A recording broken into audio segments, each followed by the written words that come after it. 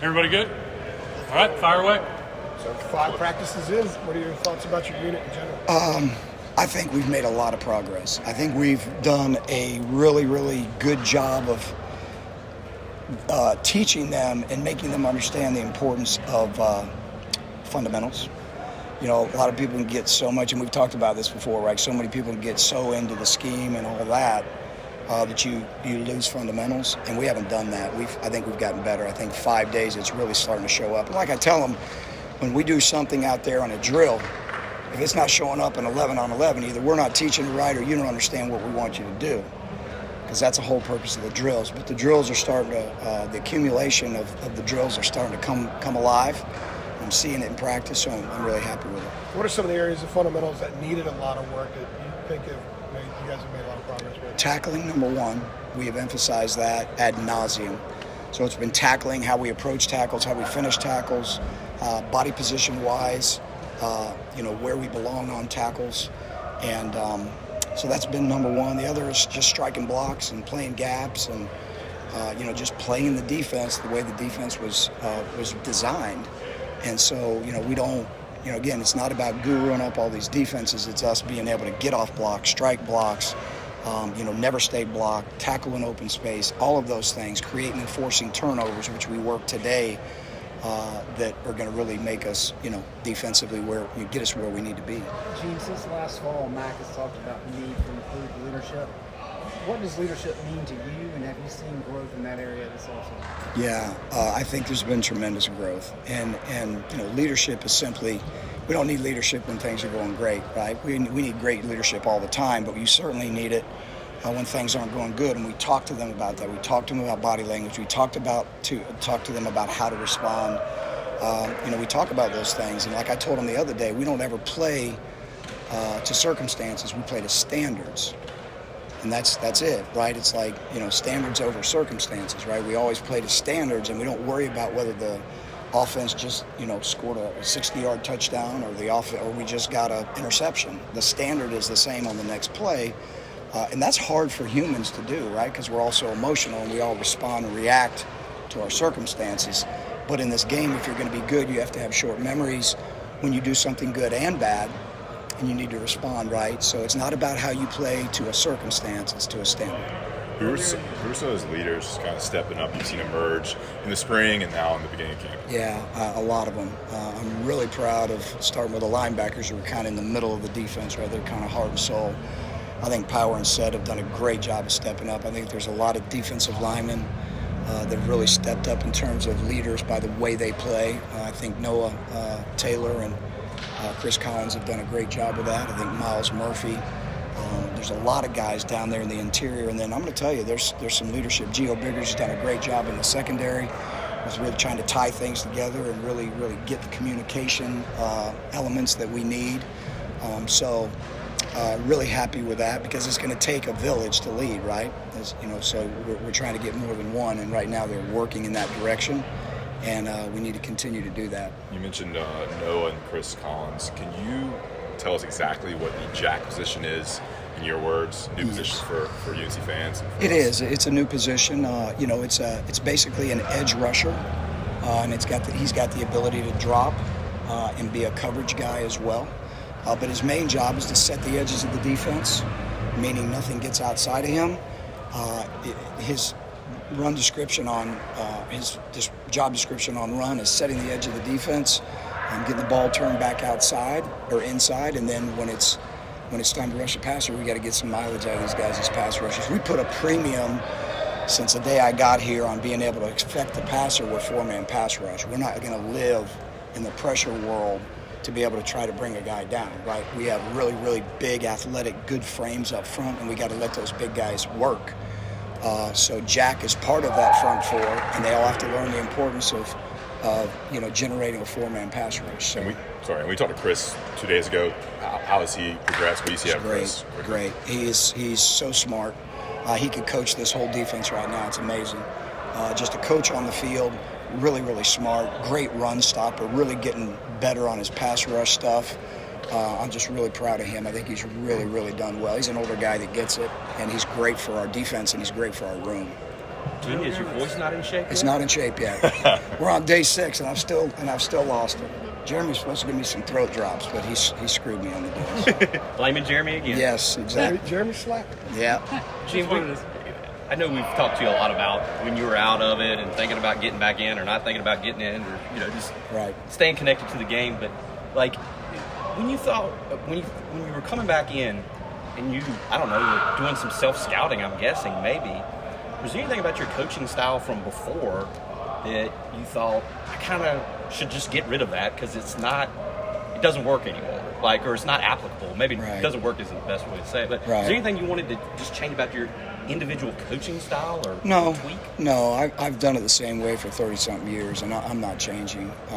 Man, I've been blessed with a lot of really good players, and I've been blessed to have a lot of really good defenses. So if it's not broke, don't fix it, right? So, my personal style is, if somebody says, what's your style? My style is authentic. I am who I am, and I'm not changing. So the players know that. Everybody knows that. So I don't feel like I had to reflect on that. Did I have to reflect on some things to X and O wise that we might need to recalibrate? Absolutely, and we've done that. But as far as my personal coaching style, no. X and O wise, what's the big? Go ahead. Well, X and O wise, what's the big difference you notice coming back?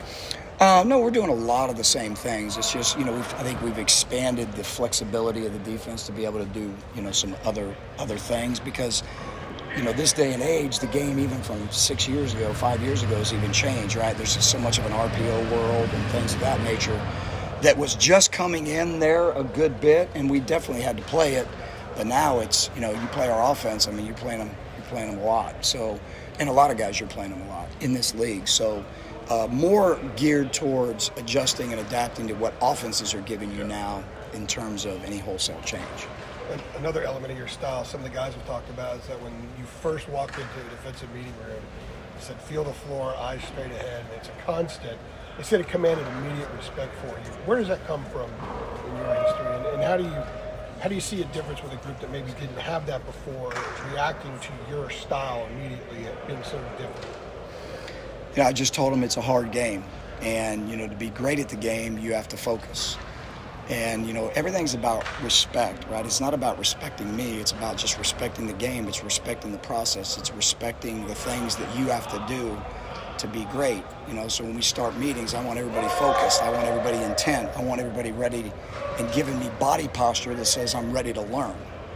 It's just like anything. I tell them, if you come into my office and you want to talk to me and my eyes are on the ground and my head's down and I'm kicking the bottom of my chair, the nonverbal is I don't really care what you're saying to me. So that's not okay. It's disrespectful.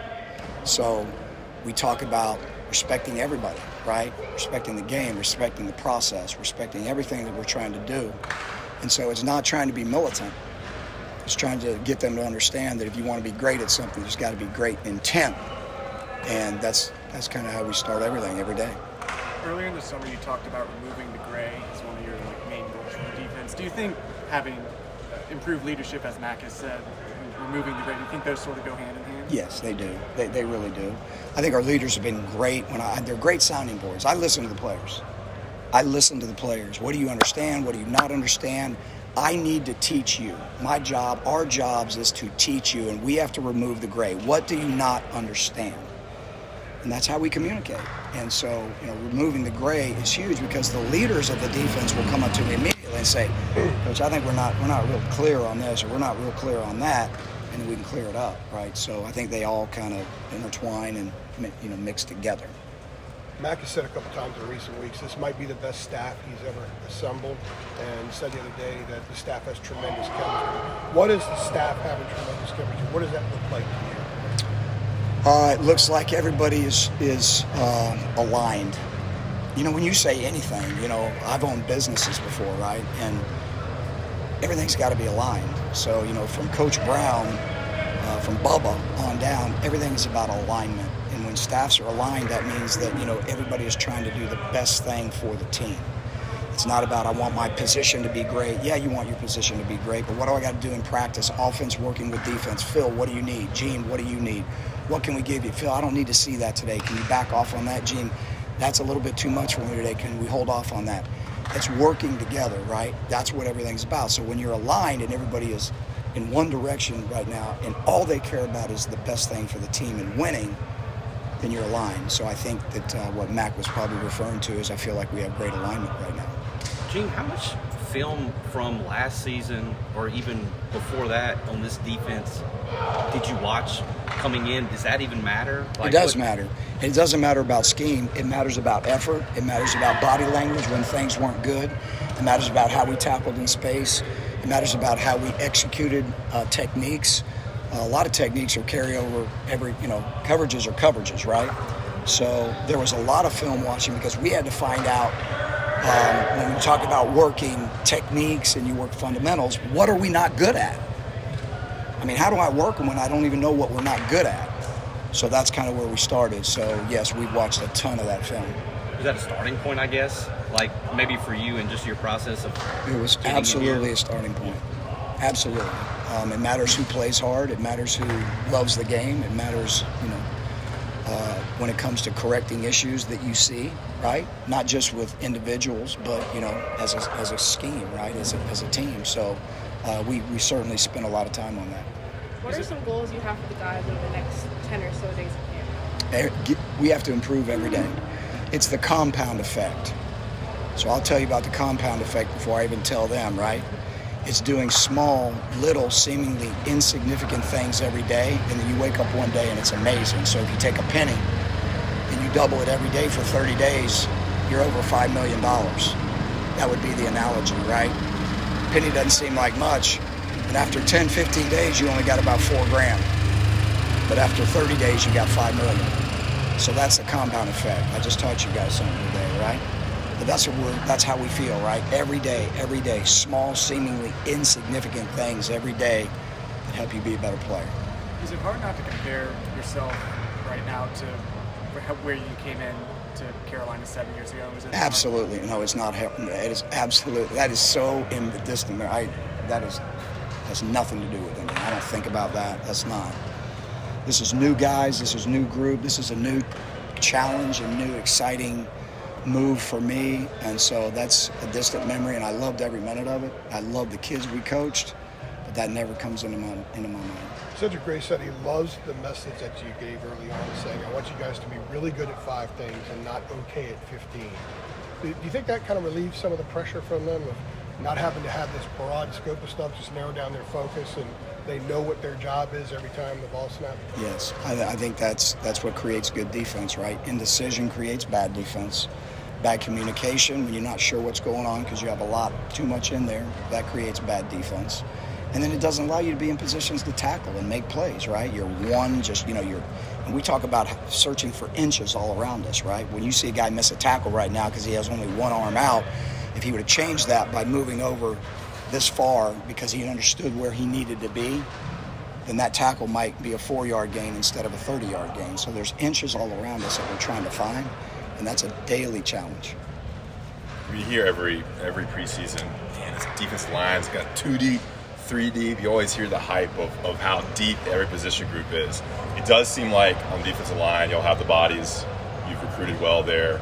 How good do you think this defensive line can be? What do you like out of them so far? Any players standing out? And those 3 questions, but I think they can be as good as they want to be. I think they have a lot of talent. They got big frames. I think if they'll just keep pressing and learning and not being okay with being okay, I think they got a chance to be really good. And so there's some great leaders that I think are being developed down there. But it's all about outworking the opponent. It's all about outworking. When we talk about pass rush, you want to be great pass rushers, you got to outwork the protector, right? So, those are the things that we're always talking to you guys about. And I think they got a chance to be really, really good. I think they got a chance and should be the focal point and starting point of this defense. If we get them to play right, they will be. But I think they can be as good as they want to be. Is there a couple players that really jump out to you? There's a bunch. Miles has done great. Dez has done great. KJ. The outside guys with, this first time I ever coached Ruck. Ruck's been hurt, right? He's been great. Chris and Noah, you got to include in that group. I'm probably leaving somebody out mistakenly, and they'll probably be mad if they watch this. But I'm proud of a lot of them. KJ's been hurt this whole time here. Is he really a guy that can He's is really he healthy and he's looking good? He's been healthy, and he's really, it's been baby steps, and he's really been growing. There's no question in my mind he can be a good player and really, really help us. He needs to keep coming on, right? So he's got a chance. How do you go about trying to deploy those guys on the D-line, Gene? Is it as simple as saying, like, give me all you got for 10 plays and come out, and we'll get somebody else in there? I mean, Sometimes is there it is. some sort of a plan that you're trying to work up? There'll always be a plan. So every week, Coach Cross and I will talk and sit down and really, just kind of formulate a plan. What does this look like, right? So I don't want to get done with a game and one of our defensive linemen played 80 plays. That's on us. So that should never happen. So we want to have the right amount of plays designated for each guy, and with a plus or minus 3 or 4 plays, you hope you hit that window. And we track it. We track it every game. We call it a pitch count. It's a pitch count. And start with those D linemen, man. The game is so hard for those guys because everything's so east and west, and they're running and running and running. What we'd like to be able to say is no matter what happens in the second series, boom, you go. No matter what happens in the third series, you go. Oh, the ball's on the 5 going in. Doesn't matter. Y'all go.